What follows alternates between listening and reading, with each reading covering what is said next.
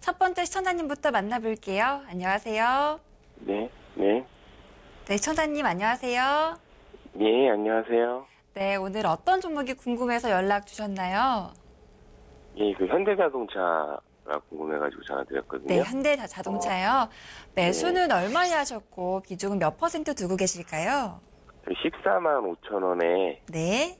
저희 비중 50%예요. 네, 14만 5천 원에 비중 50% 비중 두고 계신데요. 비중이 꽤 높아서 조금 불안하실 것 같은데 바로 백두의 전문가 연결해 드릴게요. 네, 전문가님. 네, 안녕하세요. 시청자님 반갑습니다. 예, 예, 안녕하세요. 네, 반갑습니다. 네, 안녕하세요. 네, 네, 안녕하세요.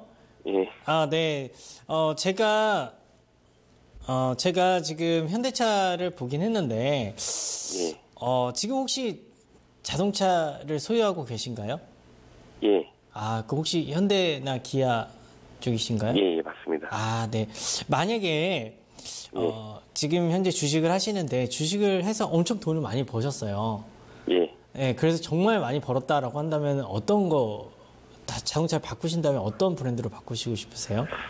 전 제너시스. 제네시스. 예. 굉장히 좋습니다. 저도 그래요. 예. 네.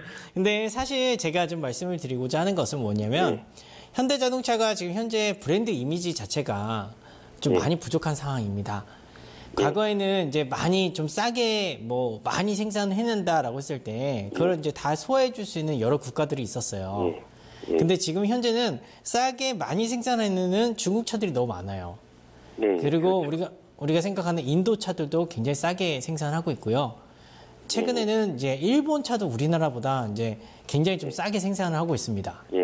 네, 지금 그런 상황이다라고 했을 때 우리나라 차의 어떻게 보면 어드밴티지, 이점이라고 할 수 있는 그런 부분들이 많이 지금 퇴색된 상황이에요. 네네, 맞아요. 네, 그렇다라고 했을 때는 결국에는 아까 말씀하셨던 현대차 같은 경우에는 고급차 이미지를 살려서 제네시스를 강화시켜야 돼요. 근데 그 제네시스 같은 경우에는 우리나라 이제 많은 분들한테는 인지도가 좋지만 미국이라든지 다른 여러 가지 소비 대국들의 입장에서 봤을 때 제네시스라는 그 브랜드는 아직까지 이제 고급 브랜드로 자리 잡지를 못했습니다. 예, 그렇죠. 네, 그러다 보니까 금년도 들어서 현대차의 그 실적은 더 가파르게 떨어지고 있어요. 생산 단가는 올라가기 시작하는데, 그러니까 한마디로 원가 자체는 올라가는데 판매가는 오히려 픽스돼 있다, 아니면 혹은 좀 더 도매가로 후려친다라고 생각하시면 됩니다. 그러다 보니까 마진이 줄어드는 거예요. 근데 네네. 제가 궁금한 거는 네네. 근데 이게 어두운 거나 이게 쉽게 해서 좀 이렇게 악재가 되게 많이 나왔잖아요. 네, 그렇죠. 그리고 이제 사실 더 나올 악재도 없다라고 저는 판단을 하고 있는데. 네. 예, 이제 더한 악재, 그러니까 악재가 이보다 더 많이 나올 수는 없다라고 저는 생각을 하거든요. 네네. 그동안. 네네. 이제 기존에 이제 호재성이 많았던 기업들은 많이 올라갔지만, 이게 악재가 계속 터졌기 때문에 계속 많이 떨어졌잖아요. 네네. 예, 이제 어떤 자동차 판매라든지 이게 더 이상 안 좋아질 수도 없을 것 같고. 그 부분에 대해서 좀 말씀을 좀 드리자면, 현대차 같은 경우에는 이제 익스포저라고 하죠. 노출도를 봤을 때 미국에 이제 판매되는 대수도 굉장히 많지만 러시아나 중국 아니면 브라질 이렇게 이머징 국가 쪽으로 잘 퍼져 있어요.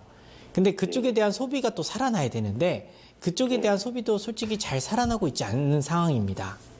그리고 네네. 근데 이제 무슨 말인지 저는 알겠는데 네네. 제가 궁금한 거는 네네. 근데 어쨌든 마진 같은 경우는 국내에서 거의 다 뽑잖아요. 네네. 제가 알기로는 저도 이 공부를 좀 해봤더니 그렇더라고요. 네. 근데 이제 앞으로 지배구조 개편이라든지 이런 호재성 기사나 이런 것들이 많이 나왔을 때 네네. 이게 여기서 더 바닥일까요? 아니면은 이게 더 떨어질 가능성이 있을까요? 글쎄요. 제가 생각할 때는 현대차가 이제 지배구조 개편을 벌써 이거 얘기 나온 지 굉장히 오래된 부분이고, 제가 생각할 때 그런 부분이 좀 호재성으로 작용하지 않을까라는 생각들을 하시는데, 제가 봤을 때는 이 기업에 대한 평가를 먼저 해야 될 것 같긴 해요.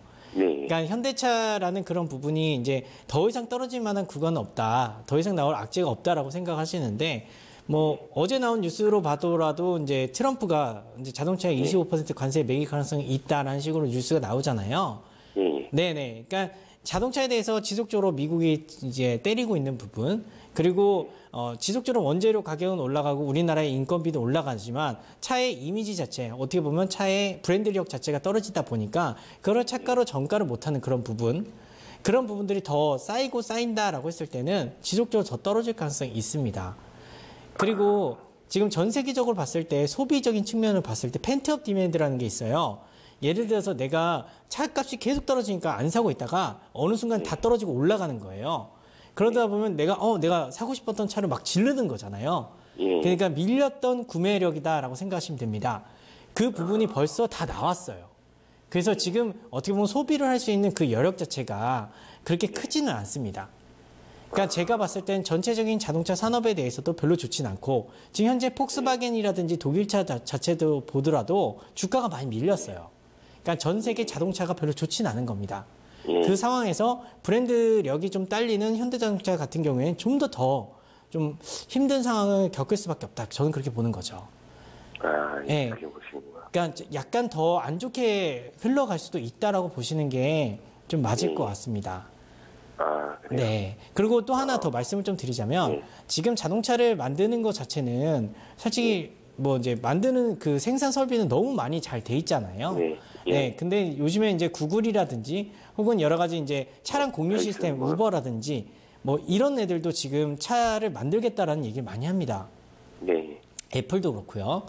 만약 그런 기업들이 또 뛰어든다라고 했을 때 그런 기업들 대비해서 브랜드 그 력이 있느냐 이 부분도 좀 보셔야 돼요. 근데 제가 봤을 때는 오히려 하청 역할을 할 것 같지 그 브랜드를 가지고 뭔가 좀 위에서 좀 어떻게 보면 푸시를 할 만한 그런 입장은 안 될 것 같습니다. 그래서 근데 저는 네네. 제가 궁금한 거 하나만 여쭤보고 될까요? 제가 마지막 질문 하나만 여쭤볼게요. 네네. 그 현대자동차나 기아자동차가 국내에 있잖아요. 네네.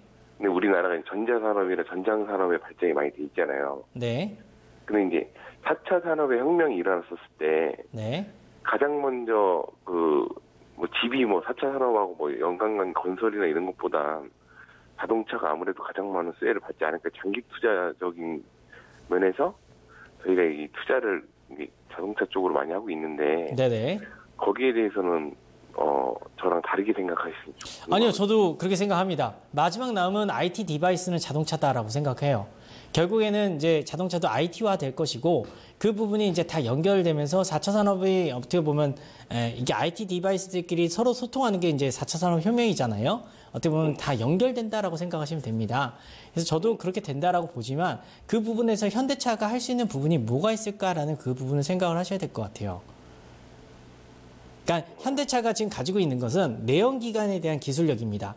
그리고 싸게 그 내연기관 또 가격 대비해서 굉장히 좋은 내연기관을 생산할 수 있는 부분인데 만약에 말씀하셨던 4차 산업혁명이 돼서 IT 디바이스가 자동차가 된다라고 했을 때는 결국에 자동차가 전기차 아니면 수소연료 전지차가 될 거예요. 그렇죠? 그렇게 됐을 때 물론 수소연료 전지차에 대한 기술력도 있고 전기차에 대한 기술력도 있는데 제가 봤을 때는 그 부분에 대해서 어떻게 보면 내연기관을 바꾸는 정도밖에 안 되는 부분이잖아요. 그렇죠? 매출액 자체가 지금 바뀌는 부분입니다. 그러니까 이게 굉장히 볼륨이 늘어나는 게 아니에요. 내연기관 있는 상태에서 전기차가 더해지고 수소연료 전지차가 더해지는 게 아니라 바뀌는 정도입니다. 예. 네, 그리고 이게 자율주행으로 되고 이제 굉장히 어떻게 보면 초연결 사회가 됐을 때는 브랜드가 더 필요할 거예요. 그래서 지금 제네시스를 더 키워야 되는 단계입니다. 그러니까 제가 생각을 할 때는 그 제네시스가 북미에서 엄청 잘 나간다, 유럽에서 잘 나간다, 뭐 이런 부분에 대한 뉴스를 계속해서 좀 추적을 하시면서 투자를 하시면은 좀 더 좋은 성적이 나오지 않을까 그렇게 생각이 됩니다. 그럼 반등은 언제쯤 뭐 안 나올까요? 그러니까 제가 생각을 할 때는 사실 이제 아까 말씀하셨던 대로 이제 뭐 4차 산업혁명의 그런 수혜를 받지 않을까라고 한다면은 현대모비스라든지 이런 쪽이 훨씬 더 나아요.